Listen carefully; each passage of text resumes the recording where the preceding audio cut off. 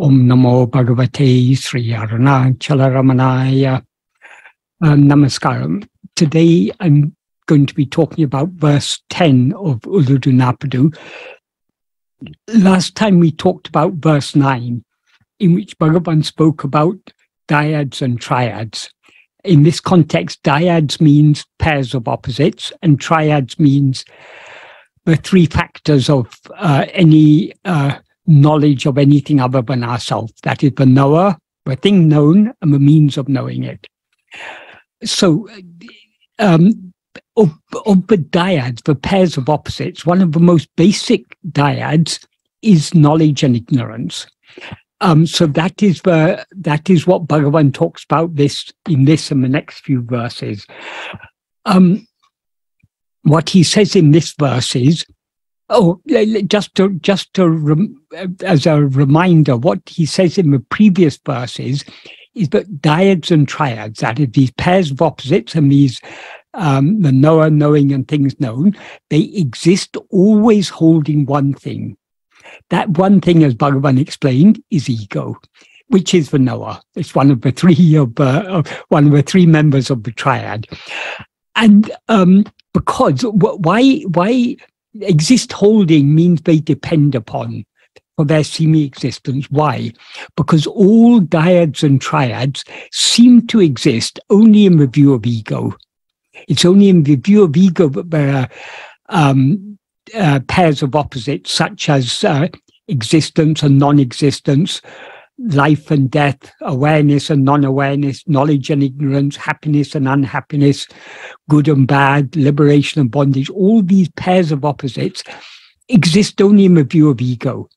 Likewise, the triad of knower, thing known, and the means of knowing it, all these also depend upon the knower. That is, without a means of knowing, there could be nothing known. So everything that is known depends upon the means of knowing it. And there could be neither anything known nor any means of knowing it if there were not a knower. So the knower is fundamental. The knower is ego. But in other words, the subject is ego, that which knows all other things. So since everything else exists only in the view of ego, they depend for their semi-existence upon ego. That is the implication of what Bhagavan means when he says dyads and triads exist always holding or depending on one thing. And then he goes on to say, if one sees within the mind what that one thing is, they will slip off. Why is this? Because we seem to be ego, the knower, so long as our attention is going outwards towards things other than ourselves. If we turn our attention back towards ourselves to see who am I, there's actually no such thing as ego at all. So when we look for it, as he says in verse 25, Tedinal otum pidicum. If ego tries to see itself instead of constantly looking at other things, if it tries to see itself, it will subside and dissolve back into its source. Since everything else, the dyads and triads, depend upon ego, when ego subsides, the dyads and triads also slip off. So the dyads and triads exist only when we allow our attention to go outwards. When we allow our attention to go outwards, we thereby rise as ego. When we turn our attention back within, we thereby subside back into our source. And then he says, only those who have seen the reality. That means only those who have seen the cessation of ego and everything that depends on the ego are those who have seen the reality.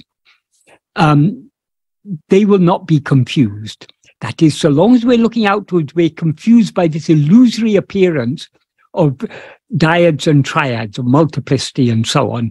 When we see ourselves as we actually are, which is what Bhagavan means by seeing the reality, when we know ourselves as we actually are, when we are aware of ourselves as we actually are, we will see that we alone exist.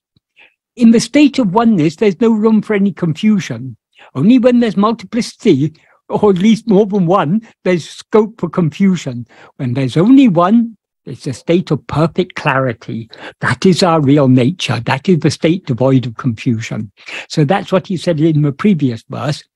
So, as I say, in this verse, he takes up one of the most fundamental dyads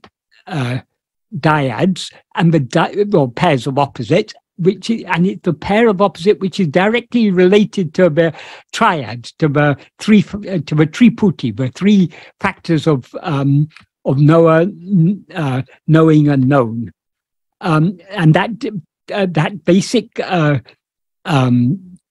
pair of opposite is knowledge and ignorance. So that's what he's going to talk about from here onwards. These verses 10, 11, 12, and 13 are extremely important because nowadays everyone with a half-baked understanding of Advaita or spirituality in general talks about awareness, but what most people fail to recognize is that what we generally take to be awareness, which means awareness of things other than ourselves, is not actually real awareness. It is only ignorance. Real awareness is the awareness that is aware only of its own existence. Why is this? Because nothing other than ourselves actually exists. We alone are what actually exists. So knowing anything other than ourselves is knowing something that doesn't exist, as if it were existing. Now, for example, we know this world as if it's existing, but it doesn't actually exist. Just like the world we see in a dream, it seems to exist in our view, but when we wake up from dream, we recognize, oh, there was no such world. It was just a mental fabrication. Likewise, this present world is just a mental fabrication. Everything other than ourselves is just a product of the mind, a fabrication of the mind. So knowing other things is not real knowledge, is not real awareness. Real awareness is knowing ourself and ourself alone. In other words, being aware of nothing other than ourselves, that is real awareness, that is pure awareness. So this is the main idea running through these next few verses. So what he says in verse 10, he first establishes knowledge and ignorance as a dyad, as a pair of opposites. One feature of any pair of opposites is that each has a meaning, or each exists dependent on the other. When, for example, if we talk about existence and non-existence, each has a meaning relative to the other. That's in terms of it's not talking about the absolute existence, the relative existence, the existence for which there's an opposite, the existence of things other than ourselves. Or any pair of opposites, even a more mundane pair of opposites, tall or short. That is, what is tall?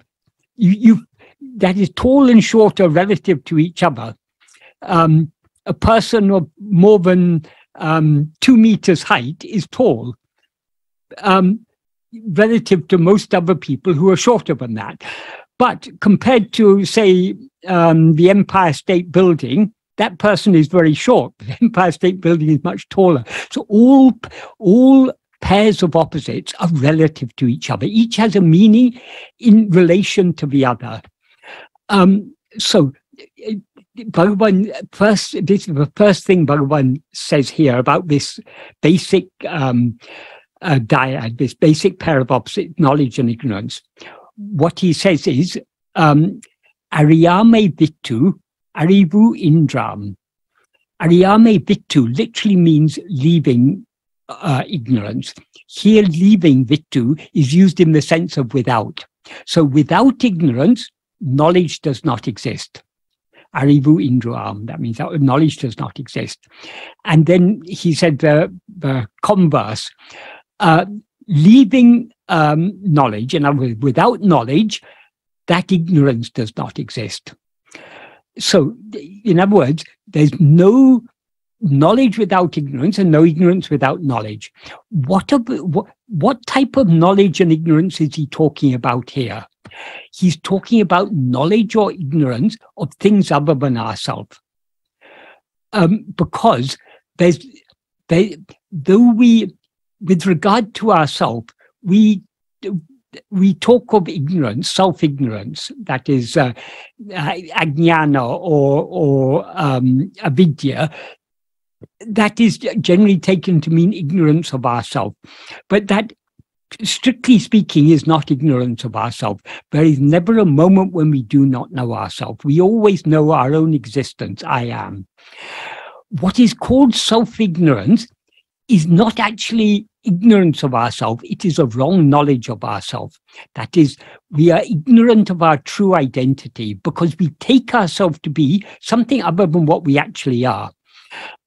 So when we rise as ego, we're aware of ourselves as I am this body, I am this person, I am Michael, I am whoever, whatever the name of this person, we identify with that, the name and form of this person, this body. That is ignorance in the sense that it is a wrong knowledge. Instead of being aware of ourselves as we actually are, we're aware of ourselves as something other than what we actually are. But that is not the ignorance Bhagavan is talking about here. The ignorance he's talking about here, as a pair of opposites, is knowledge and ignorance about things other than ourselves. So, without ignorance, knowledge does not exist, and without knowledge, that ignorance does not exist. Why is this the case? When we come to all things, all our knowledge of other things is not permanent. There's nothing that we have known for all eternity, nothing other than ourselves, but we have known for all eternity. Whatever we know, we come to know. Only when we come to know something does our prior ignorance of it come into existence. Why is this? Because nothing exists independent of our knowledge of it. So, for example, we may learn in the history books that from 1914 to 1918, there was a great war in Europe. We haven't known this always. At some time when we were studying history at school, we came to know about this, or we may have had relatives who fought in the war. So somehow we came to know about this. Before we knew about this, that First World War didn't actually exist, because it exists only in our mind, only in our view. So only when we come to know it does our prior ignorance of it come into existence. And whatever there cannot be any knowledge of a thing without a prior ignorance of it, but that prior ignorance itself, without a prior ignorance, knowledge doesn't exist. But it's also equally true to say, without the knowledge, the prior ignorance doesn't exist. Not only is there a prior ignorance, there's a future ignorance, because whatever we know now, one day we're going to forget. When this body dies, we'll forget. During this lifetime, we've learned so many things, amassed so many knowledge. We may be very learned, have so many facts at our fingertips. We may have studied so much. We may have so many PhDs and postdoctoral degrees, all sorts of things we may have. This all represents the knowledge we've acquired in this life. Whatever knowledge we acquire in this life, when this body dies, it's all going to go. We don't even have to wait till this body dies. Every night when we fall asleep, all that we know becomes non-existent during our sleep. But as soon as we wake up, it all comes back again, or it all reappears. So knowledge and ignorance of things other than ourselves, they depend upon each other. There's no knowledge of anything other than ourselves without a prior and future ignorance of that thing. And there's no prior or future ignorance of a thing without a present knowledge of it. If we don't know it, we don't know that we are ignorant of it. And there's no such thing of ignorance. Before we know something, the ignorance of that thing doesn't exist, because that thing itself doesn't exist until we know it. So this is a very, very, though it sounds very simple, Without ignorance, knowledge doesn't exist. Without knowledge, that ignorance doesn't exist. This sounds very simple, but if we think deeply about it, it has a very deep, meaning. So that's the first two sentences. But then the most important part of this verse is the third and last sentence of the verse. What Bhagavan says in this sentence is, under aṛivum aṟiyāmaiyum ārkku eṉṭṛu a-m-mudal taṉṇai aṟiyum aṟivē aṟivu. What that means is, only that knowledge that knows oneself, who is the first, as to whom that knowledge and ignorance is knowledge. So what does this mean? One thing to understand here, the Tamil word aṛivu, it's a verbal noun. That is, the noun, the original verb is ari. Ari means to know or to be aware. So aṛivu means knowledge or awareness. In English, when we talk about knowledge, we're talking about what we know, the information we know. So it's difficult to translate aṛivu because Bhagavan is sometimes using it in the sense of knowledge in that sense, and sometimes he's using it in the sense of awareness. So we have to be a little careful when we have to understand, but in some context, knowledge means not what is known, but the knower of that, or that which knows. So when he says, only that knowledge but knows oneself, here knowledge means awareness. Only that awareness but knows oneself. That is taṉṇai aṟiyum aṟivē. That is the main clause of this sentence is, strictly speaking, the main clause is aṟivē aṟivu. Knowledge alone is knowledge, or awareness alone is awareness. But what type of awareness is he talking about? Taṉṇai aṛiyum aṛivu. Only the awareness that knows oneself is awareness. That is, the real awareness is not awareness of things other than ourselves, but only awareness of ourselves. But he says more than that. That taṉṇai means oneself. In this context, that is super. If we just take these last four words, taṉṇai aṛiyum aṛivē, aṛivu, only the awareness that knows or is aware of oneself is awareness, implies is real awareness. If we take it like that, if we just take that in isolation, that suggests that taṉṇai is referring to our real nature. But actually, it's a little bit more. We need to pay very close attention to what Bhagavan is saying, not to get confused. Actually, that taṉṇai is referring to ego. When he says taṉṇai aṛivum aṛivē, he means the knowledge but knows the reality of ego, not the knowledge but knows ego. Because when we know the reality of ego, when we know what ego actually is, it's no longer ego, but just the pure awareness that we actually are. So we need to be we need to understand. Bhagavan packs a lot of meaning into a few words. So we need to go beneath the surface of the words to understand what Bhagavan is talking about. So about this taṉṇai, what he says is, first he says, a-m-mudal taṉṇai. That means oneself, who is the first. What does he mean by the first here? He means ego is the first to appear. The first thing to rise is ego. Only after ego rises, everything else rises, because everything else exists only in ego's view. So without ego, there's no knowledge or ignorance about anything other than ourselves. There's nothing other than ourselves for us either to know or not to know without ego. So ego is the first in that sense. And he also says there, he begins the sentence saying, under aṛivum aṟiyāmaiyum ārkku eṉṭṛu. That means to whom are that knowledge and ignorance? That knowledge and ignorance means the knowledge and ignorance of things other than ourselves.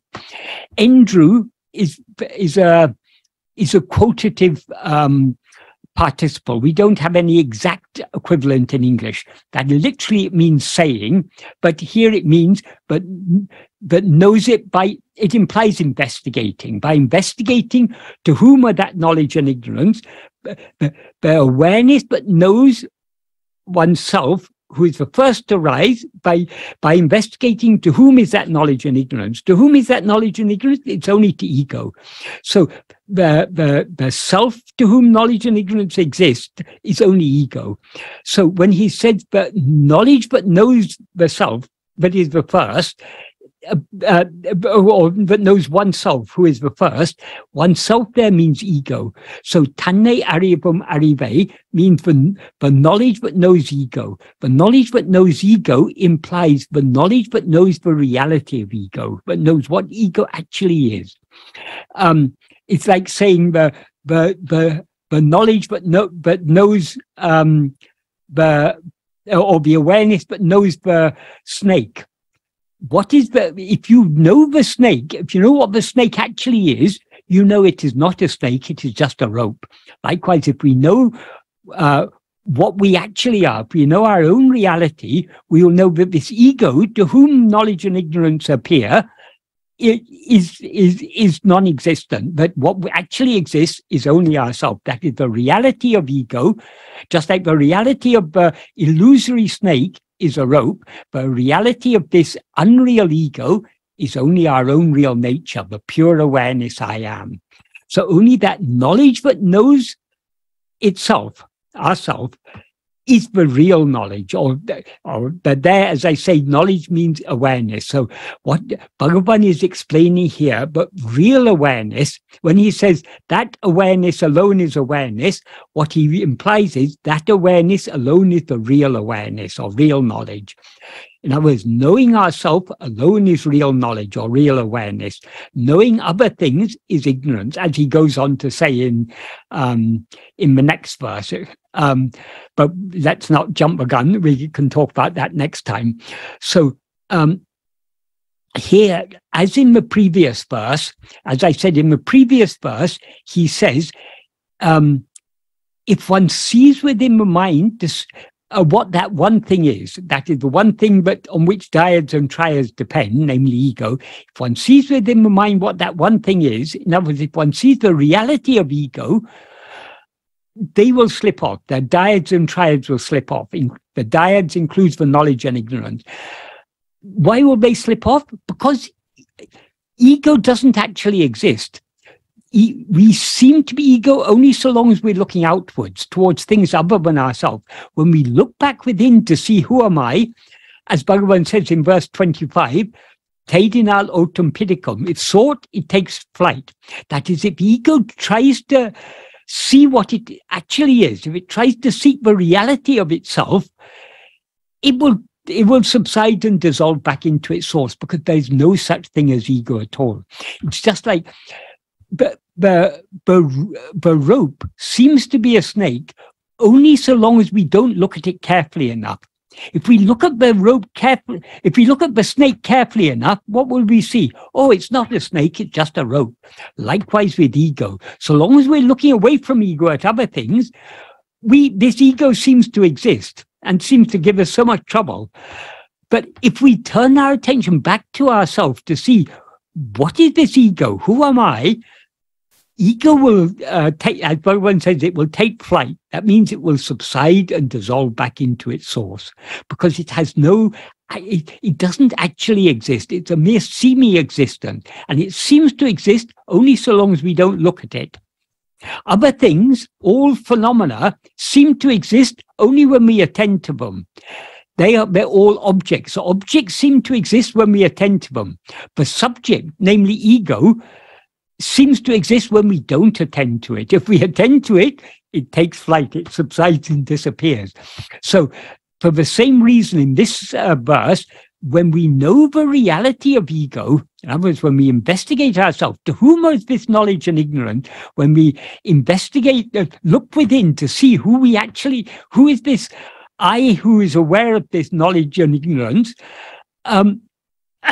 this I, namely ego, will subside and dissolve back into its source, and the pure awareness that will then remain, that alone is real awareness. This is the implication of this verse. So as I said, the importance of these verses 10, 11, 12, and 13 is Bhagavan is emphasizing that real awareness is only awareness of ourself. In other words, the awareness I am, that alone is real awareness. Awareness of anything other than ourselves is ignorance. But because this important distinction is not recognized by most people, if you listen to most people nowadays who give lectures on Advaita, particularly these, worst of all of these so-called neo-Advaitins, who say, oh, you're just awareness, everything is awareness, so there's no ego, and so you've nothing to worry about, or all you need to do is to see that there's no ego and that all is awareness and all your problems are solved. Were it so easy, it would be very nice, but it's not so easy. But we cannot get rid of ego just by saying, oh, there's no ego. We cannot know real awareness by just saying, oh, there's only awareness, everything is awareness. That is not true Advaita. But even many of the more traditional Advaitins, they get confused. They don't understand clearly the distinction between the pure awareness and awareness of other things. You will often hear them talking about it's pure awareness is the sakshi. It's aware of everything else. That which is aware of everything else is the sakshi chaitanya. And they take sakshi chaitanya to be suddha chaitanya, pure awareness. What they fail to understand is that when the word sakshi is used in scripture, this is an important clarification Bhagavan made. Bhagavan said the term sakshi is used in two senses, so we need to understand from the context the sense in which it's being used. When sakshi is referring to that which knows other things, that sakshi is only ego. So that is the awareness that knows other things. So what they call Sakshi Chaitanya is actually only ego. But the word Sakshi is also applied to Brahman. Brahman is said to be Sarva Shakti, Sakshi, the witness of all, or Jiva Sakshi, the witness of Jiva. What does that mean? As Bhagavan said, when Brahman is referred to as Sakshi, their Sakshi doesn't mean the knower. Sakshi there means Sanadhi. That is, it's in the presence of Brahman, but everything appears. Not in the view of Brahman, but only in the presence of Brahman. In the presence of Brahman and in the view of ego, everything appears. So the witness in the sense of the knower is only ego. The witness in the sense of the presence in which everything appears and disappears, that is Brahman. But that doesn't mean that Brahman is aware of all those things, because if Brahman was aware of all those things, then it would be ignorant, because it would be knowing itself as something other than what it actually is. That is, all these things are nothing but Brahman, because the one Brahman alone is what actually exists. So if Brahman saw itself as all these many things, it would be seeing itself as something other than what it is. Then Brahman would be in ignorance, which is absurd. Obviously, Brahman can never be ignorant. Ignorance is only for ego. So it's only in the view of ego that all other things exist. Brahman is Suddha Chaitanya, pure awareness that is aware of nothing other than itself. That is what Bhagavan is talking about here when he says, taṉṇai aṛiyum aṟivē aṟivu. The awareness that is aware of itself, or of oneself, is alone the real awareness, or awareness that is aware of the reality of ourself. We can take it in that way, just to clarify, because he says, to whom are that knowledge and ignorance? Obviously, that knowledge and ignorance are not, it's not the pure awareness that knows that knowledge and ignorance. It's only ego. So, and as I say, in the next verse, Bhagavan goes on to clarify, he makes this very clear. And he begins the next verse saying, I won't go into it in detail now, but because it's an important connection with this verse. In the next verse, he begins, aṟivu taṉṇai, uڵḷadu Nāṛpadu, aṟiyāmai. That is, not knowing oneself, who knows, knowing other things is ignorance. āhum, besides, is it knowledge? In other words, knowing anything other than ourselves is not real knowledge. It is ignorance. And there's one more thing to say about this verse 10. In the Kalivemba version, the link words that Bhagavan added, before the first word, which is aṟiyāmai, meaning the ignorance of things other than ourselves, he added a relative clause, irul mandam, which is dense like darkness. That is ignorance of things other than ourselves. It is dense. Well, any ignorance appears dense like darkness. Knowledge seems to be light. When we come to know something, we've been enlightened. Now I know it. Previously, I didn't know it. So ignorance always seems to be like darkness. When we don't know something, it's as dense as darkness. We are not ignorant of it, is as dense as darkness.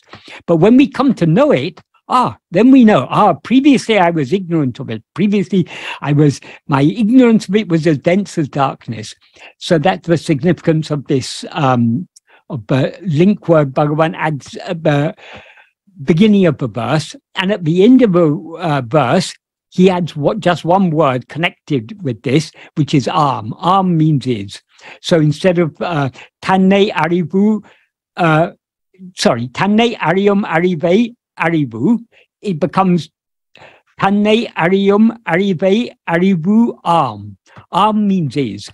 If āhum is omitted, it's implied there. So in the main Uڵḷadu Nāṛpadu, āhum is not there, but it's clearly implied there.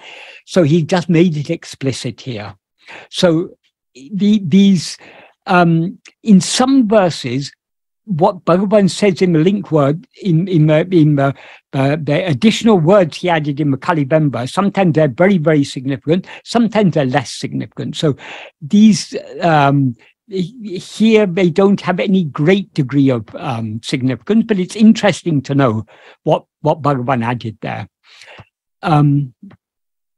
So I think I've said all, but I've explained the basics about this verse. If anyone has any other questions about it or about anything else. Thank you, Michael. In this regard, Vijivike Gruashakoi verse 98 comes to my mind, regarding the witness that you're talking about. Yeah. Yes, this is one place where Bhagavan says very explicitly that our real nature is not the witness. Okay, in verse 98 of Guru Vashakovai, what Bhagavan says is, since another thing that is moving or unmoving does not appear except by one wandering as this body as I. In other words, it's only when we rise as ego and wander about as this body as I, but other things seem to exist. Except when we rise as ego, no other thing seems to exist. And because of the non-existence of external phenomena, that implies in the view of our real nature, the āhum-vichayas, that is the external phenomena, which, all phenomena are external, but that āhum means alien, that's something other than ourselves, which seem to be superior or inferior. That is, we can evaluate about external things. Some things are superior things, some things are inferior. Or it can also mean para can mean superior, inferior. It can mean far or near, earlier or later, cause or effect. It can be interpreted in various ways. But it implies pairs of opposites. So all these they appear only in the view of ego, not in the view of our real nature. So they appear only when we rise as ego and therefore wander about as I am this body. And they don't actually exist. They seem to exist, but don't actually exist. So since such is the case, saying that Atman here is referring to ourself as we actually are, in other words, our real nature, Atma-swarupa, saying that Atman is the actual witness is incorrect. So Bhagavan is so what he means, the term he uses here, he uses a Tamil word, not the Sanskrit word sakshi, but he uses the Tamil word kari, which means the same as the Sanskrit word sakshi. But he says eṉṭṛa kari. Eṇṭṛa in this context means actual. The actual witness. That is, though Brahman is metaphorically referred to as witness, it doesn't mean that it's actual witness in the sense of the knower. Brahman is the witness in the sense that it is the presence in which everything happens, but it is not the actual witness in the sense of the knower. The actual witness, that which knows all other things, is only ego, because all other things seem to exist only in the view of ego. That's why he says in verse 26, Uڵḷadu Nāṛpadu, for example, if ego comes into existence, everything comes into existence. If ego doesn't exist, everything doesn't exist. Why? Because everything exists only in the view of ego. Without ego, nothing else can seem to exist. Ego itself is everything. That is, everything derives its seeming existence from ego because it exists only in the view of ego. Therefore, investigating what it is, idu here means, it means ego. Investigating what this ego is giving up everything. Why? Because if we investigate what this ego is, ego will cease to exist and everything else will cease to exist along with it.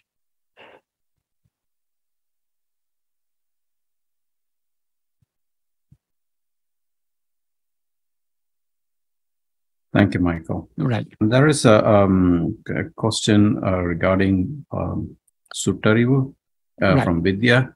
So he's asking, so this knowledge of objects, thoughts by ego is what Bhagavan defines as viṭṭaṛivu?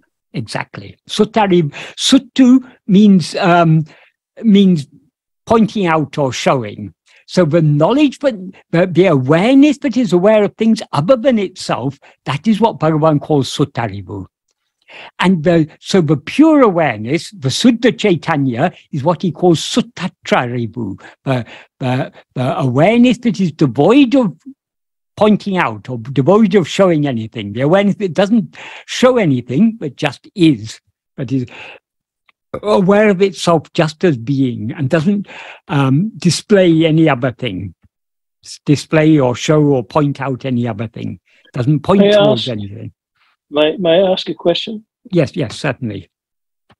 And I'm taking a risk here, so if all of you decide that I'm a bit of an idiot, it's okay. But we're all idiots, don't worry. I have this recurring dream, and I think it's almost a universal dream, different contexts, different images and so forth, I think in all humanity. But I'm in some sort of military unit. This is, just stay with me for a second. Or I'm in a barrack somewhere, and I'm lying down, and I suddenly realize I don't know where my clothes are. I don't know where anything is, and nobody's trying to help me. And it's just a very strange, I'd say anxious, not fearful, but anxious. But it's an ongoing thing. And once in a blue moon, I have it, and I think, shoot, I'm going to remember that. And as I come out of that, I'm thinking about things that I'm learning here, and I thank you all very much for that.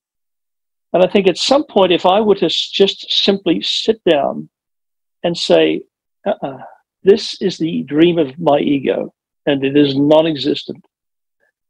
And there would be an awakening. I would awaken. But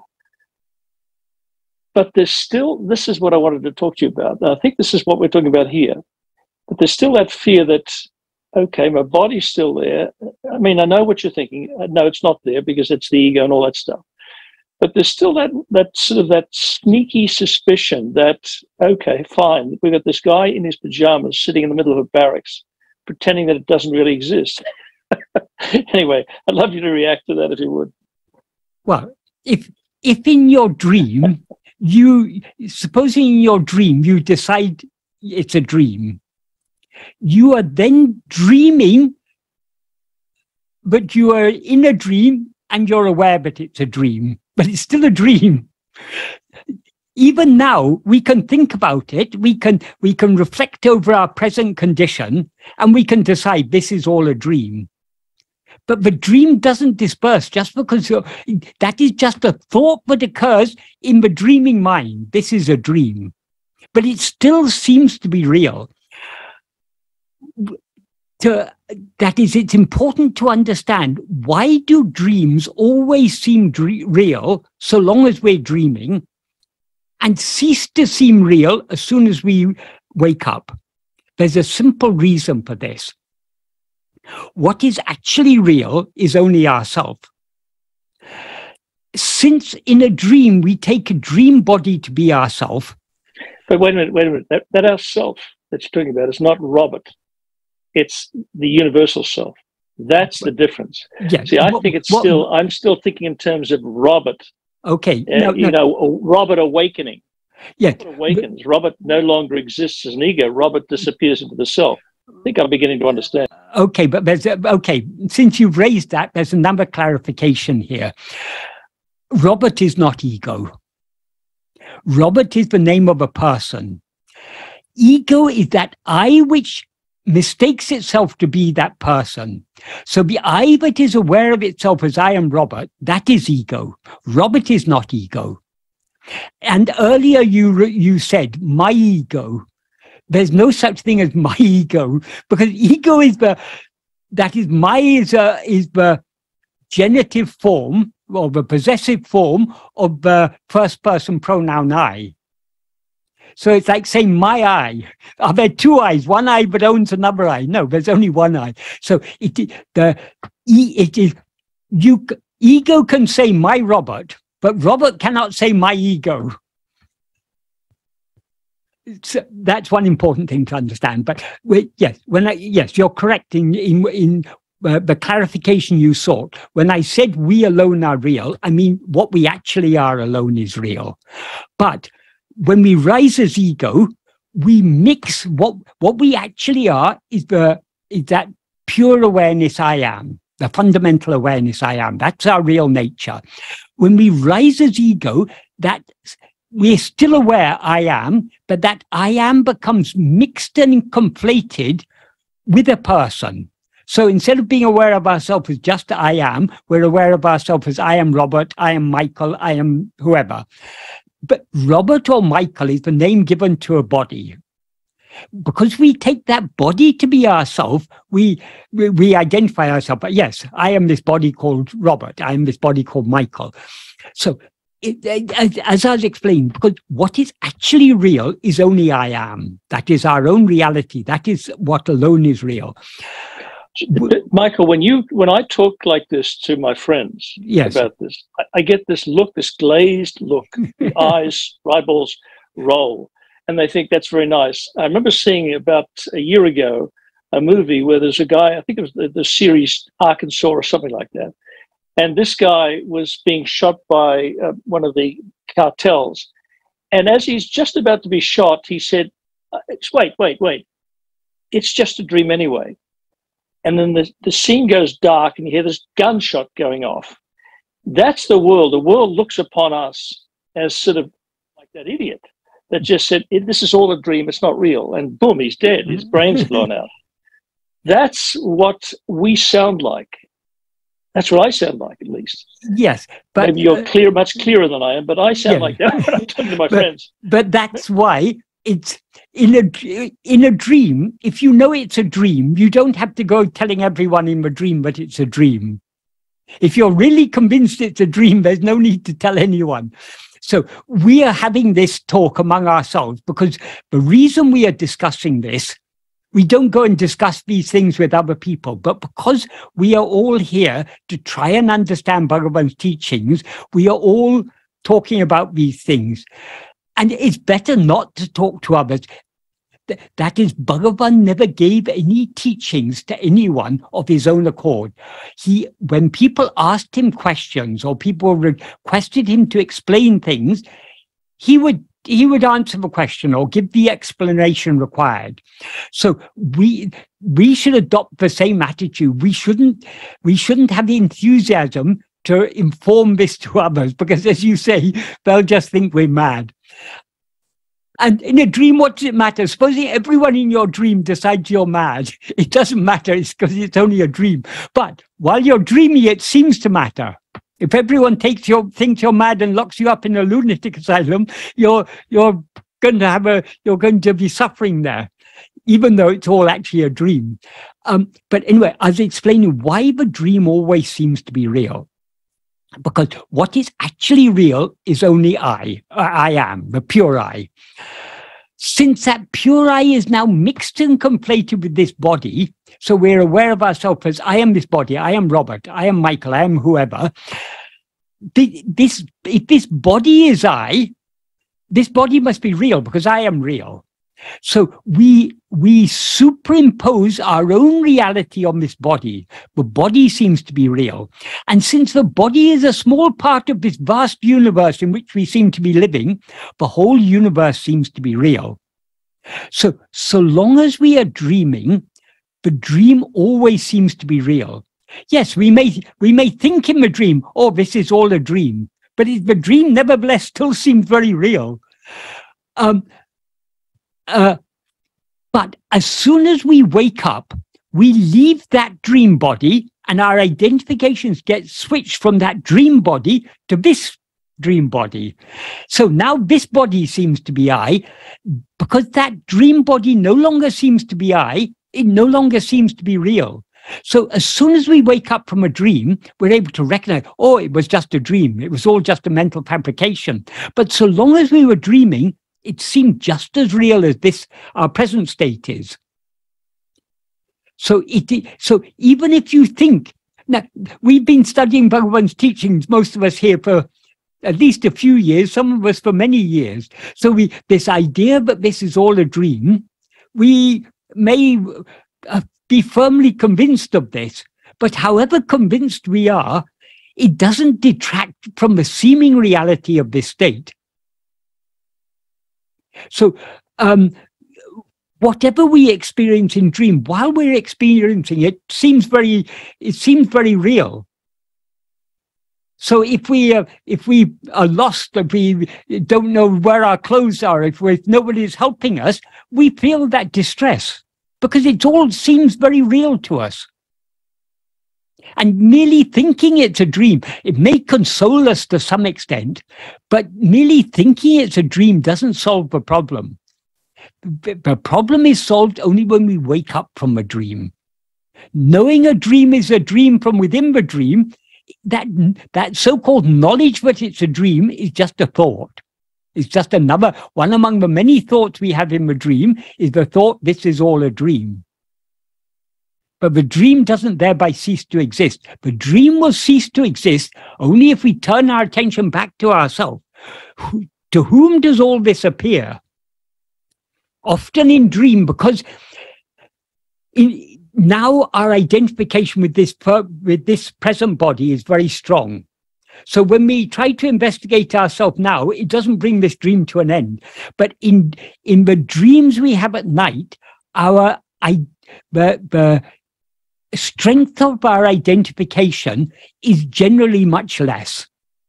So if we turn our attention back to ourselves in a dream, what usually happens is we wake up.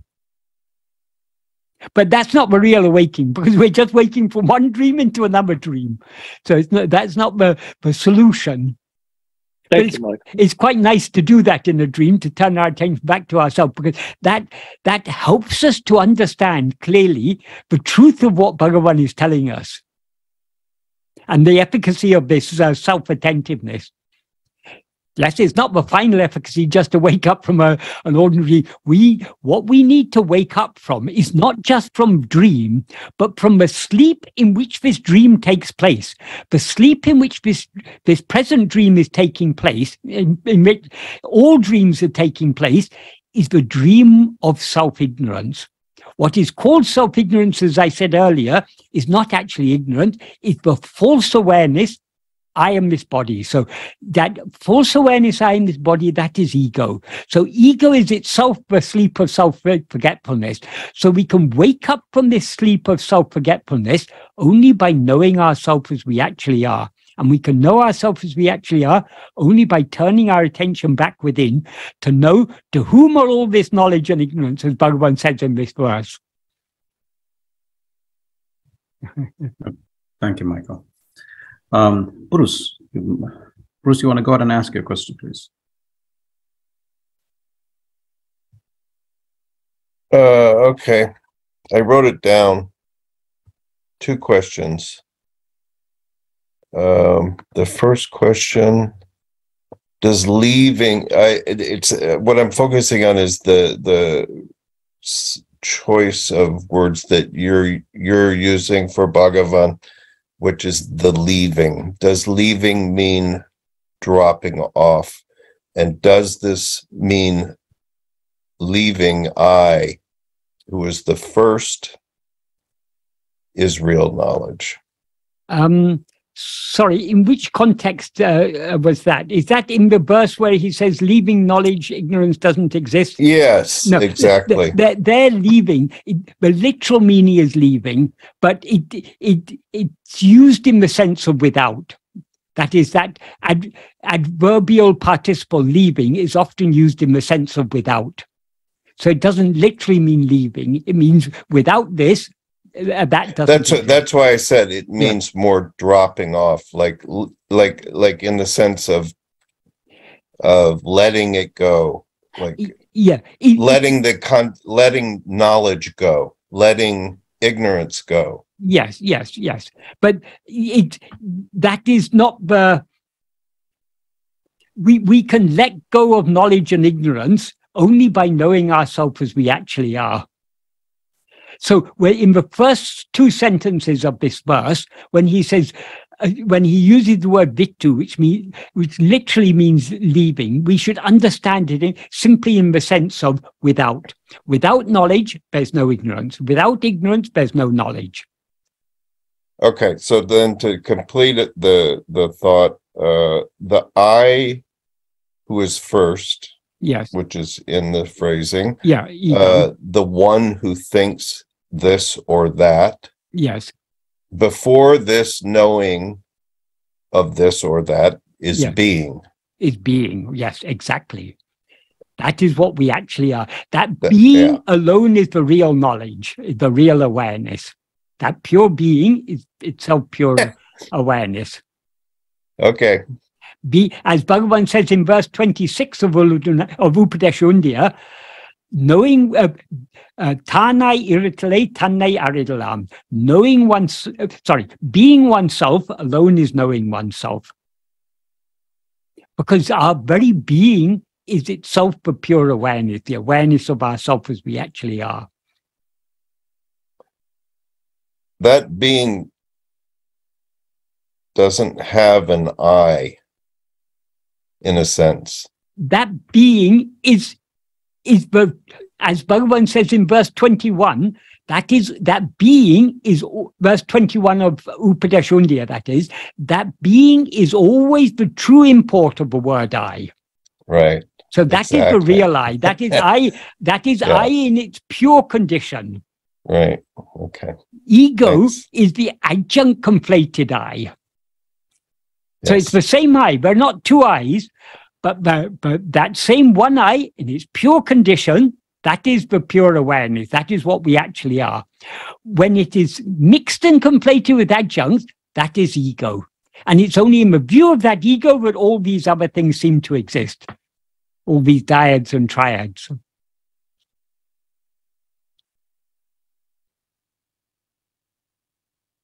Thank you, Michael. Right. Going to the next question from Sandy. I have strange, bad dreams in my sleep. It bothers me even after I wake up. Any suggestions how to handle this is appreciated. Yes, sometimes when we have a bad dream, it can, the unpleasant feeling created by that dream can linger even after we wake up. The only way of dealing with this is to, I mean, if that unpleasant feeling is lingering, okay, it will pass in time, but just the most we can do is just remember it's all a dream. And not only is that a dream, this is also a dream. This is as unreal as that. So what is real in this dream is only I. So that's what we need to investigate. Who am I? What is this I?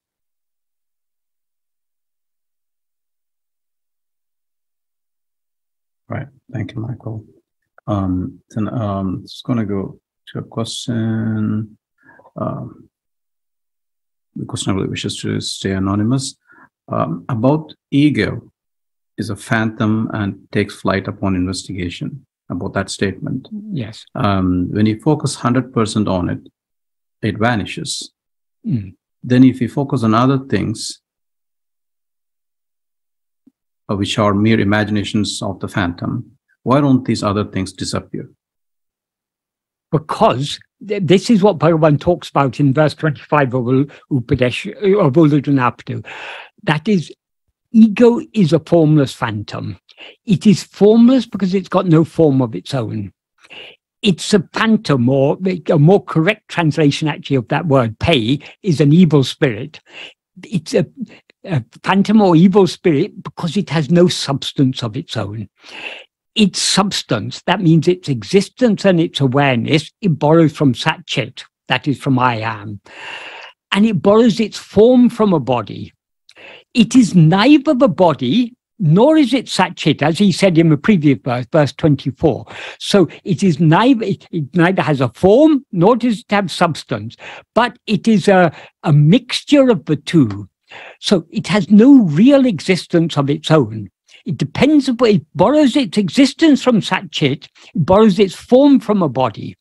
So the nature of this ego, it rises, stands, and flourishes by attending to things other than itself. That is what Bhagavan implies when he says, Urupatri undam, that is, grasping form, it comes into existence. Urupatri nikkam, grasping form, it stands. Urupatri undu mika ongam, grasping and feeding on form, it flourishes abundantly. Uruvittu urupatram, leaving form, it grasps form. So the very nature of ego is to constantly grasp form. And so long as it's grasping form, it gives seeming reality to those forms. That is, those forms don't actually exist independent of ego. So it's by the ego's attention, its outward going attention, but all these forms seem to exist. So ego's attention on anything other than itself nourishes both itself and those other things. Whereas, since ego doesn't actually exist, if it turns its attention back on itself, it will subside and disappear. So we seem to be ego only when we don't look at ourselves. So long as we're looking at other things, we are nourishing this illusion that we are ego. And we are also, and the nature of ego is to always be aware of things other than itself. So by nourishing ourselves, we are nourishing everything else. But if instead of attending to those other things and thereby nourishing ourselves from those other things, if we turn our attention back to ourselves to see who am I, this ego cannot stand without grasping form. So when instead of grasping form, when it tries to grasp itself, it begins to subside and to dissolve back into itself. It is like the snake, the rope seems to be a snake so long as we don't look at it carefully enough. If we look at it carefully enough, we'll see, oh, it's just a rope, so it never was a snake. So sometimes when people ask Bhagavan, why does all this appear? He said, because of a-vv-aṟiyāmai. He is not saying that a-vv-aṟiyāmai is the cause, because for whom is the a-vv-aṟiyāmai? A-vv-aṟiyāmai means the non-investigation. In other words, not attending to ourselves. It's what is also called pramada. That means negligence, implies implying self-negligence. So that pramada or a-vv-aṟiyāmai cannot be the cause for our coming into existence, because the a-vv-aṟiyāmai is only for ego. So ego cannot be caused by something that exists only in its view. So there's no cause for rising of ego. But so long as we are attending to anything other than ourselves, in other words, so long as we are not attending to ourselves, we are thereby sustaining the appearance of ego and therefore the appearance of everything else.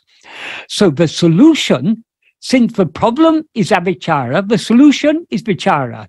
Since the problem is not attending to ourselves, the solution is attending to ourselves. As simple as that. To the extent to which we attend to ourselves, to that extent will ego subside. Why don't we attend to ourselves more? Because we still have desires and attachments. We still are attached to things other than ourselves because we wrongly believe that we derive happiness from these things. So our mind is naturally goes wherever it thinks happiness lies. So since we wrongly, even if we understand on the surface of our mind, on a conceptual level, that happiness doesn't lie outside, deep down we are still convinced, but our happiness and misery is caused by external things. So our mind is constantly going outwards. In order to give up this liking to go outwards and cultivate the liking to go within, the liking to go outwards is what is called vishaya vasanas. The liking to go back within is what is called satvasana. So in order to cultivate the satvasana and to weaken the vishaya vasanas and eventually get rid of them entirely, the only means is patient and persistent practice. However many times our attention goes outwards, we need to try to bring it back within to attend to ourselves. It's only by persistently trying to turn our attention back within, but the love to attend to ourselves and to subside back within will increase. And to the extent we have love to subside back within, to that extent will we be able to go deep within. And the deeper we go within, the more ego dissolves. And when we have sufficient love, we will merge back, we will go in deep enough and thereby merge back into our source. So as Bhagavan said, bhakti is the mother of jnana. That bhakti or love is the key in this path. Why this? Bhagavan has said, this path is extremely easy, more than any other path, more than anything else we may do to try and solve, to gain happiness. The easiest means is this simple practice of self-investigation. But though it is the easiest, it seems difficult because of our reluctance to let go of other things. So all this seems difficult because of our lack of love. So love is the key to success in this path. And how can we cultivate love? Only by love alone will breed love. So it's only by building upon, we already have some little liking to follow this path of Bhagavan, so we wouldn't be here talking about it. We'd be away watching football or cricket or something else. But because we have sufficient curiosity to know what we actually are, we are here talking about this subject. So we already have some liking to look within. We can build on that. We can cultivate that liking only by pursuing that liking, by practicing more and more to turn within. This is the only way. This is why Bhagavan insisted, there's no shortcut. Practice is absolutely essential. What practice? The practice of attending to and thereby being what we actually are. Thank you, Michael. So there is a question from Advaita Bodha Deepika, the lamp of non-dual knowledge. Okay. So I'm going to read, the question pertains to cessation, or the term cessation of activities. Right. So I'll just the questioner sent me the appropriate verses, and I'm going to read verse 36 and 37. It's sort of a Q&A first. And the disciple is asking, what are the sadhanas or prerequisites for this process? And the reply from... Can I say something? Yeah. Sadhana, the basic meaning of sadhana is the means. So though someone has said their prerequisite, it means what is the means to achieve this. Right. Thank you. So let me read that. Got it in here. The knowers say that the sadhanas consist of an ability to discern the real from the unreal, no desire for pleasures here or hereafter, then cessation of activities, karma, and a keen desire to be liberated. Not qualified with all these four qualities, however hard one may try, one cannot succeed in inquiry. Therefore, this fourfold sadhana is a sine qua non for inquiry. And then in verse 39 to 44, he goes on to give a bit more explanation. He uses the word uparati for cessation of activities. The scripture says cessation of activities, uparati, can be the outcome of the eightfold yoga. So can be the outcome. So, and then there's a few other instances here, but basically the point is, it seems to say that that is needed for inquiry. And could you explain that? The very fact that we're here talking about this subject means we may not have perfect discrimination, we may not have perfect vairagya, we may not have perfect mumukshutva, but we must have to some extent, or we wouldn't be interested in this subject at all. So the very fact that we are trying to know who am I, or we're curious at least to understand Bhagavan's teachings about this subject, means we've already begun to discern the unreality of all these phenomena. We're even beginning to question the reality of this I, but in whose view all these phenomena exist. So we've already got at least a slight degree of nitya, it's usually said nitya vastu viveka, between the permanent and the impermanent, or maybe said satya vastu viveka. Satya means what is real and what is unreal. It amounts to the same thing, because whatever is real has to be permanent, whatever is unreal is impermanent. So we already are beginning to have some degree. What we have to do is to build on that. To build on that, we don't need to go back to the four yogas or to any other practice. Bhagavan has said, of all the means, the best of all is this self-investigation. In Upadesha Undiyā, he talks about the path of bhakti. The path of bhakti begins with nishkarmiya karma. And nishkarmiya karma is of three kinds. Nishkarmiya actions of the body, that is called puja. The nishkarmiya actions of the speech are called japa, and the nishkarmiya actions of the mind are called dhyana, meditation. Nishkarmiya means done without desire. But Bhagavan clarified earlier on that in order to do action without desire, he didn't say this explicitly, but he implied it in verse 3. In verse 3, he said, Kartano karkam nishkarmiya karmam. That is, action done without desire for the love of God, done for the love of, or done for God. Done for God implies done for the love of God. So Bhagavan doesn't take the path of nishkarmiya karma to be separate from the path of bhakti. That is, the preliminary stages of the path of bhakti are nishkarmiya karma. We do actions by mind, speech, by body, speech, and mind, as out of love for God. We do it for the love of God. So he says in this order, from the actions of body, the actions of speech, the action of mind, in this order, each one is more efficacious than the previous one. Efficacious means an effective means of purifying the mind. And then in verse 8, after talking about each of these in turn, he says, rather than anya bhava, anya means what is other. So anya bhava in this context means meditating on something other than ourselves. In other words, it implies meditating on God as if he were other than ourselves. Rather than that, the ananya bhava, the meditation on what is not other than ourselves. In other words, meditation on ourselves alone, with the understanding he is I, that is anatinam uttamam.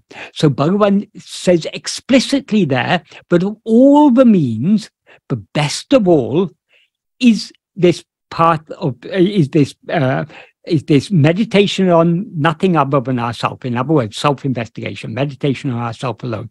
When he says it's the best among all, he means, in the context, he means it's the most purifying of all. So it's the most efficacious of all the means to purify the mind. That's one thing. It also means, out of all the practices of bhakti, the best practice of bhakti is meditating on ourselves alone. It also means, by extension, of all the spiritual practices we can do, this is the best of all. This is the most efficacious. So sometimes when people ask, Bhagavan, don't I have to do other sadhanas to prepare myself? Bhagavan sometimes clarified,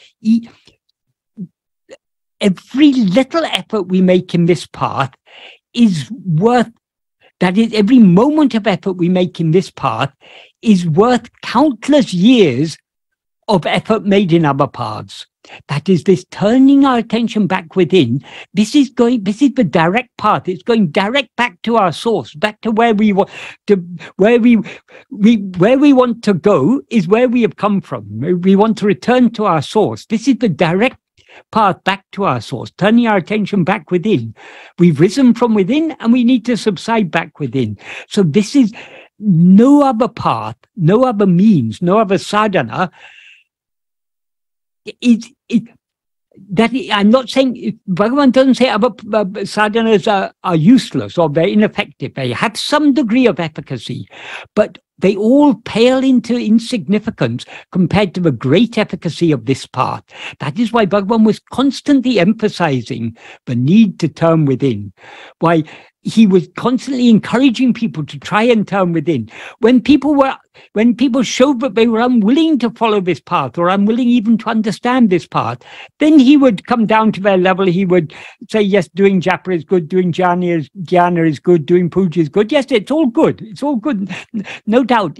There's small steps on the road towards this, but this is the ultimate path, and this is the most effective path. And we don't have to wait to come to this path, because even that is one thing that we're all aware of, from the greatest saint to the worst sinner, from the highest god to the lowest insect. One thing all sentient beings are aware of is I am. So God is always shining in our heart as I am. Why should we waste our time attending to other things when he has made himself available so near and so dear to us? That is, I am is not only nearer than anything else, it's also dearer than anything else. So God has made himself so intimately available to us. Why should we waste our time doing puja or japa or dhyana or pranayama or any of all these other practices? They're all good, but none of them are anywhere near as effective as this path. So if we understand Bhagavan's teachings correctly, we will lose interest in these other means. We have probably been through all these other means. If we hadn't been through all these things, we probably wouldn't have come to this path. But now we've come to Bhagavan, let us follow the path that he has shown. Bhagavan says in the 12th paragraph of Nana, God and Guru are in truth not different. Just like what is caught in the jaws of a tiger cannot escape, so those who have been caught in the glance of the Guru's grace will surely be saved by him and will never be forsaken. He gives us a great assurance there. But then he adds an important proviso. Eninum Guru Kartia Baripardi Uڵḷļadu Nāṛpadu. Nevertheless, it is necessary to follow without fail the path shown by Guru. So what is the path shown by our Guru Bhagavan? It is this path of self-investigation. So we cannot, Bhagavan will certainly save us, but he needs a little bit of cooperation from our side, our part. Why does he need? Because he will never force himself upon us. He will never kill this ego until we are willing to surrender it to him. He will never take charge of us until we are willing to hand over charge of ourselves to him. So he needs our cooperation because he is infinite love. He will never force himself on us. So he's doing everything to save us, but he requires our cooperation. How can we cooperate with him? By subsiding back within. How can we subside back within? By investigating ourselves. That's why in the very next sentence, in the first sentence of the 13th paragraph, he defines what it is to surrender ourselves to God. Atma-chintane tavira, vera chintane kalamba viɗṭu, satram idum kodamal, atmanishta paranai irupade, taṉṇai isanaku alipadam. What that means is, being firmly established as oneself, giving not even the slightest room to the rising of any thought other than thought of oneself. In other words, other than self-attentiveness, alone is giving oneself to God. So if we want to give ourselves, if we want to surrender ourselves to Bhagavan, we need to hold on to self-attentiveness. Holding on to self-attentiveness means holding on to him in our heart, because he's ever shining in our heart as I. āhum, as he says in that verse 8 of Upadesha. So if we truly want to follow Bhagavan's path, if we truly are seeking his grace for the annihilation of ego, we have to cooperate we have to yield ourselves to his grace by trying our best to turn within. So all these other sadhanas, for someone who aspires to follow the path shown by Bhagavan, all other sadhanas become redundant. Right. So in that phrase, cessation of karmas, I take it that he's referring to kamya karmas, to try to cut it down. No, I don't know the context, but we are not seeking just the cessation of kamya karmas. We are seeking the cessation of all karma, all action, every chitta vritti, every movement of the mind. But this is what they say in yoga. Yoga's chitta vritti nirodha. Yoga is to curb or to stop the mental activity. But how to do so? Bhagavan says, if you try to stop thinking, that is futile, because the very effort to stop thinking is itself a thought. Bhagavan has taught us a beautiful shortcut. That is, the very nature of ego is to be active. As ego, we cannot. The core teaching of Bhagavan and Advaita is summa iru, just be. We can't, that implies be without action, don't do anything, just be. We can't just be so long as we rise as ego, because the very nature of ego is doing. Ego is constantly doing, going outwards, grasping thing, this thing, that thing. So if we want to just be, if we want to cease action of all kinds, action of mind, speech, and body, the only way is ego must subside. Without the subsidence of ego, action of mind, speech, and body will not cease. So how to bring about the subsidence of ego? Only by turning our attention within. To the extent to which we turn our attention within, ego subsides. To the extent to which ego subsides, everything else, all its activities will also subside.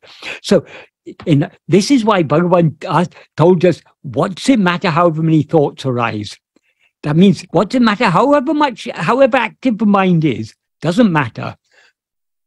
As and when any thought, anything appears, we need to investigate ourselves, the one to whom it appears. We need to turn our attention back to ourselves to see to whom does all this appear. In other words, we need to see ourselves. So we shouldn't be concerned about thoughts. We shouldn't be concerned about activities. Let them go on or let them not go on. It's no concern of ours. Our only concern should be to know who am I. If we know who am I, then the thoughts and the activities will automatically stop, because they can't continue without ego, because ego is the basis of them all. So the aim of yoga is to stop all the chitta-vrittis. But if you try to stop the chitta-vrittis, as Bhagavan says, you end up in laya. That's no use. Right. But if you want to permanently bring about the cessation of ego, the cessation of all activities, of all mental activity, all chitta-vrittis, the only way is to bring about the subsidence of ego. And you can bring about the subsidence of ego only by turning back within and sinking back into the heart. So this is so Bhagavan's teaching here is so clear and different than how the previous Vedantic scriptures used to put it. By saying that these four are the prerequisites, they're actually sort of discouraging sadhakas, right? And now they have to work on, I need to succeed in these four before I even think about practicing Bhagavan's method. Yeah. So on the other hand, I remember you recording Sadhuam's comment in one of the Paramount Importance of Self-Attention series. It was a commentary, where Swami was giving a commentary to verse 16 of Upadesa Undiyar. Velivideyங்களை விட்டு மனந்தன் ஒளிவுரு ஓர்தலே உந்திப்பர உண்மை உணர்ச்சியாம் உந்திப்பர, in which I clearly remember this phrase, mind focusing on its own light of awareness is the primary clause, and leaving aside external phenomena is a secondary clause. Yes, exactly. That really stuck me there. Yes. If we attend to ourselves, automatically we're withdrawing our attention from other things. Right. But if we try to withdraw our attention from other things, we'll end up in laya. That's why Bhagavan often said, the yoga teaches chitta-vritti nirodha. That is impractical. The practical way is to investigate who am I. Forget about the chitta-vrittis. Don't bother about the chitta-vrittis. Let them go on or let them not go on. He asked in the 6th paragraph of Nanau, however many thoughts arise, so what? As and when any thought appears, we need to investigate to whom it appears. That means we need to investigate ourselves, the one to whom it appears. In other words, we need to turn our attention back towards ourselves. That is the efficacious, the effective means to bring about the cessation of all thoughts. If you're worrying about how to stop the thoughts, if you're trying explicitly to stop the thoughts, your very effort to stop the thoughts is itself a thought. So in yoga, they adopt tricks like pranayama. Pranayama is a trick to bring about by restraining the breath, you restrain the mental activity. So that's a trick. But the trouble with that, it leads you to laya, not to nasa. Laya and nasa are the two types of dissolution of mind, as Bhagavan says in verse 13 of Upadesa Undiyar. But what is subsided in laya will rise again. What is subsides in nasa will never rise again. So in the next verse, he said, verse 14 of Upadesa Undiyar, the mind which attains quiescence, or which subsides by restraining the breath, will die only when it is sent on the a-vv-aṟiyāmai. A-vv-aṟiyāmai means the path of investigation. So that implies self-investigation. It needs to turn back within. That is the only way to bring about the destruction of the mind. Otherwise, if we practice yoga, we will just end up in laya eventually. So this self-investigation is the only means to achieve the goal. The goal of yoga is to end the chitta-vrittis. But what's the use of ending the chitta-vrittis on a temporary basis? Bhagavan told the story of a yogi who was meditating on the banks of the Ganga and could go into Nirvikalpa Samadhi for 300 years. But when he woke up from the Nirvikalpa Samadhi after 300 years, the first thing he did was he angrily asked, "Where's my water?" Before going into Samadhi, he had asked for water. After 300 years, when he woke up again the thought of water came to him. So Bhagavan said, even the most superficial thought in his mind was not destroyed. So what's the use of staying in Nirvikalpa Samadhi for 300 years if the problems come back again as soon as you come out of Nirvikalpa Samadhi? We can't remain forever in Nirvikalpa Samadhi because the nature of ego is to rise. Every time it subsides, sooner or later it'll rise again. So we want a means to bring about the permanent cessation of the mind. So the aim is not manolaya, but manonasa. And manonasa can be brought about only by self-investigation. Right. Bhagavan said about that yogi, when even the most superficial thought in his mind was not destroyed, what about all the vasanas? The deep impressions, the vasanas are not at all. Every night when we go to sleep, when we wake up, the same vasanas come back. The vasanas don't get weaker just because we sleep. Even if we're in a coma for 10 years, we come back with the same vasanas. So being in Manolaya is not a solution. It's a nice rest. We all like to sleep, but it's not a permanent solution. The permanent solution, the real solution, is only manonasa, and manonasa can be brought about only by self-investigation. Why? Because manonasa means destruction of mind. But what the mind essentially is, as Bhagavan says in verse 18 of Upadeshundya, is nothing but ego, the I. Because all other thoughts, the root of all other thoughts is ego, because all other thoughts exist only in the view of ego. So manonasa means annihilation of ego. And what is this ego? This ego is a false awareness of ourself. It's awareness of ourself as I am this body, I am this person, I am Michael, I am Kumar, I am whoever. So long as that ego is there, all the other things will be there. So the only we need to get rid of this ego. Since ego is a false awareness of ourself, we can get rid of it only by correct awareness of ourself. So how can we get correct awareness of ourself if we don't investigate ourselves? We have to look at ourselves to see what we actually are. If you see a snake on the path and you're afraid of it and you're told, no, it's not actually a snake, it's a rope, how can you get rid of that fear? You need, merely because someone's told you it's a rope, you're not going to be convinced until you actually see for yourself that it is a rope. How to see that it is a rope? You need to look at it carefully. So to see what ego actually is, we need to look at it carefully. When we look at it carefully enough, we will see that what seemed to be ego is not at all ego. It is just pure awareness. So no such thing as, just like no such thing as a snake ever existed there. It was only a rope. No such thing as ego has ever existed.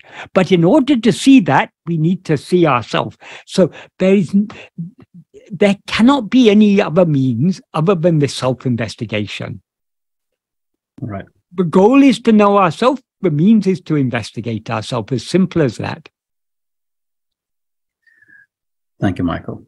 The next question. Why are we preconditioned to avoid suffering much more than seeking happiness? Why are we driven by fear of nightmares more than seeking happiness? I think we're seeking both. I think we're seeking happiness, and we want our happiness to be free of suffering. That's what Bhagavan says in the first clause of the first sentence of Nana. Oh, Sakala Jivagalum Dukkhamendri. Dukkhamendri. Yes. Lack of misery. Yes. Dukkhamendri Sukhamai Iraka Virambavadalam. Since all living beings desire to be happy without misery.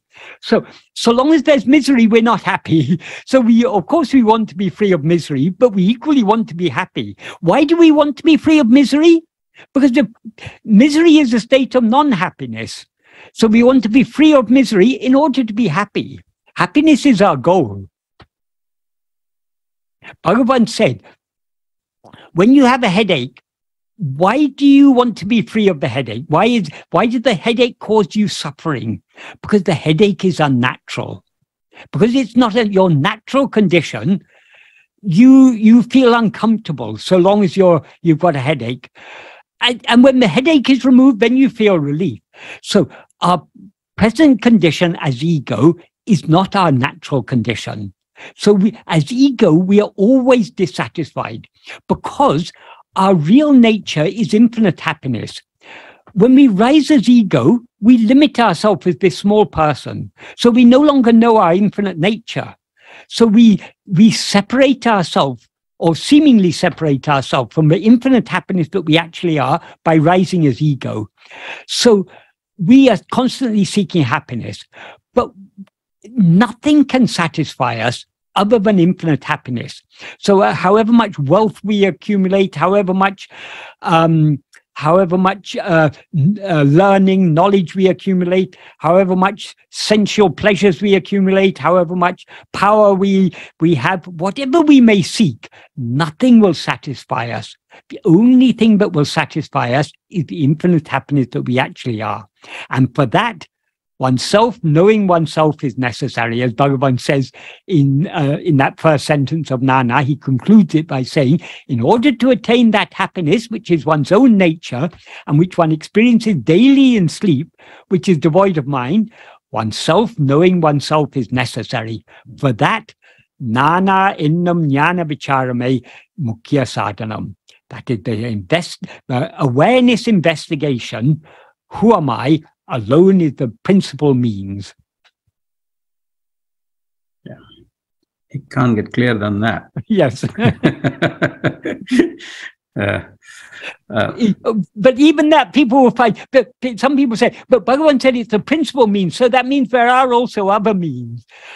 We need to understand what Bhagavan means there by the principal means. If there was only one river, suppose the name of Ganga was the only river that flowed into the ocean, how can other rivers reach the ocean? They have to flow into the Ganga. So you can say the Ganga is the principal path. The other rivers also have a role to play because they discharge water into the Ganga, but they cannot discharge water direct into the ocean. So like that, all the other practices, they're all good, because they all ultimately lead us to this path. But why should we go back to those? Now we've come to this path. Now we've got a guru who has set us on this direct path. Why should we seek to go back to swim up the tributary in order to join the main river again? Futile. Let us surrender ourselves to this Ramana Ganga, which will sweep us to the ocean. And how we surrender ourselves to it is by clinging to him in our heart, because that Ramana Ganga is what is always shining in our heart as I. Ramana and the flow of his grace is always shining in our heart as I.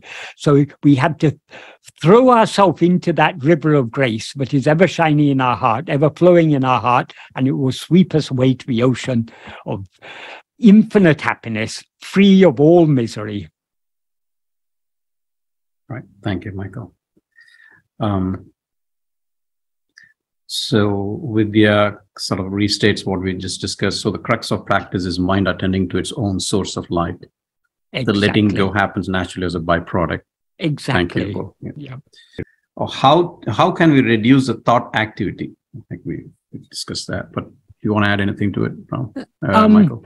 Well, so long as we rise as ego, we are caught up in thought activity. The very nature of ego is to be caught in thought activity. And that thought activity is all extraversion. It's all outward. All thoughts are directed outwards. So we need to direct our thought or attention back within. That is the way to be. But to the extent to which we turn our attention inwards, to that extent will ego subside. To the extent that ego subsides, all the other activities will also subside. So don't worry about mental activity. Let it go on or let it not go on. It's no concern of ours. Our only concern should be to attend to ourselves. If we attend to ourselves, then automatically that will subside. Right. Oh, very good.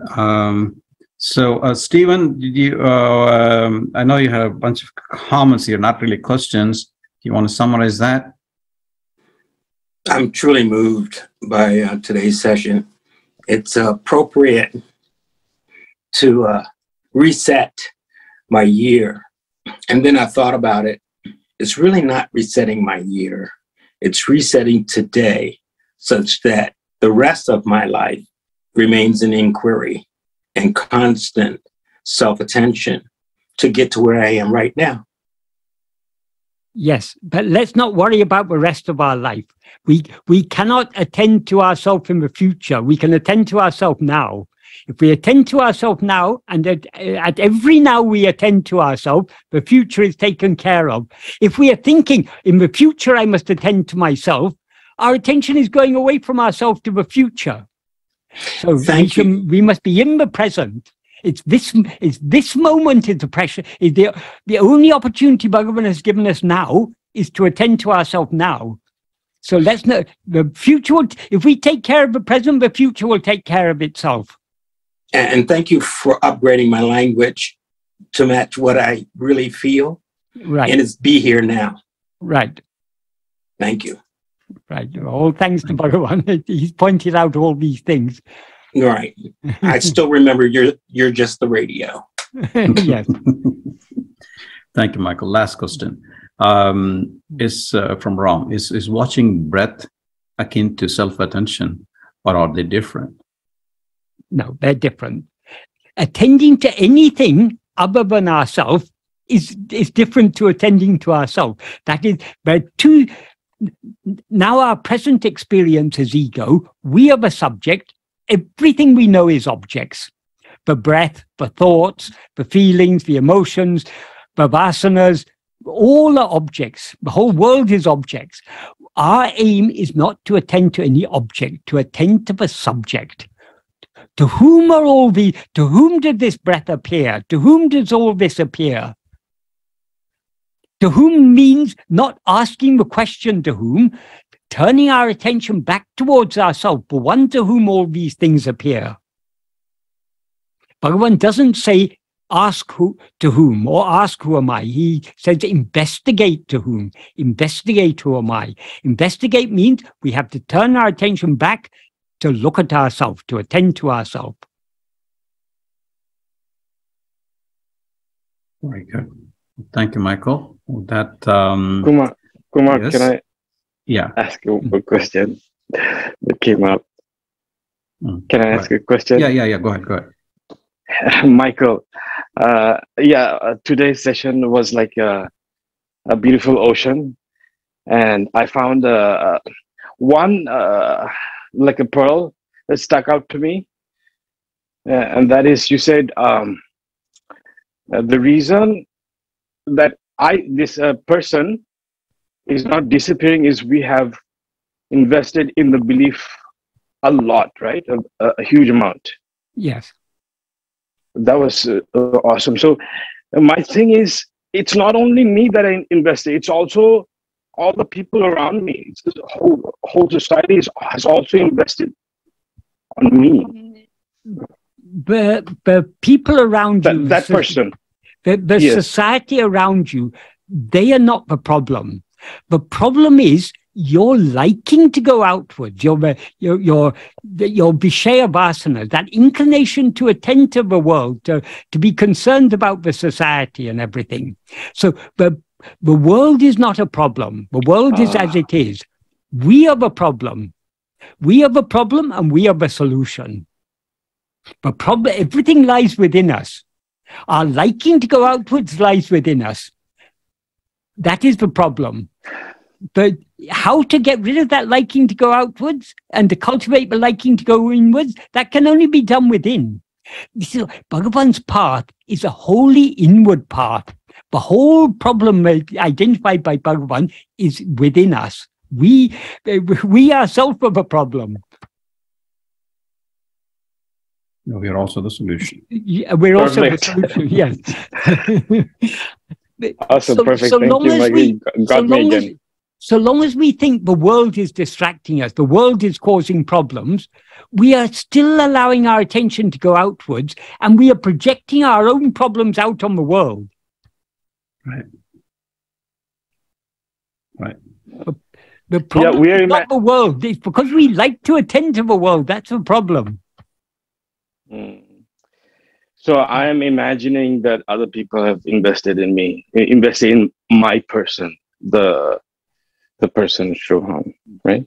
Yes, that is, the person Shoham has a certain prarabdha. So whatever expectations others may have of Shoham cannot do more or less than what is already destined. So let Shoham live his life. If he has family, if he has parents or wife or children, all these things, yes, this person, Shoham has obligations, obviously, to all these people. But are you Shoham? That's the problem. The problem is our taking ourselves to be, I am this person. And then we identify with all the problems of this person, all the obligations of this person. Bhagavan's path is such a simple path. It is dealing with the very root of the problem. The root of the problem is our identification with this person.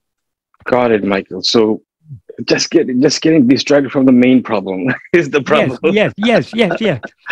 And we like to be distracted from the main problem because the nature of ego is to go outwards. Ego cannot survive without going outwards, without grasping things other than itself. So it always finds every opportunity every excuse to go outwards.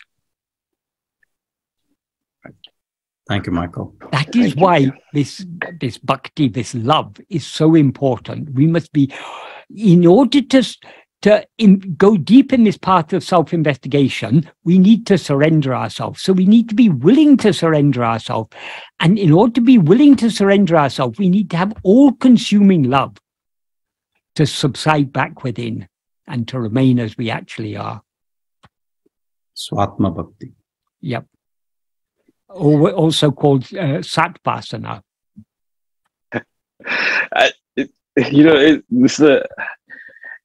How can logic finally give you a feeling? It's some kind of magic that you do, Michael. Start with logic and finally get a loving feeling. That's awesome. Thank you so much. Because Bhagavan's logic that Bhagavan has taught us is all pointing in the right direction. Bhagavan hasn't taught us any logic to know about the world. He's taught us logic to know about ourselves. So all the logic of Bhagavan's teaching is all pointing us back at ourselves. And since we ourselves are infinite happiness, it is logic that will lead to the infinite joy of our own being.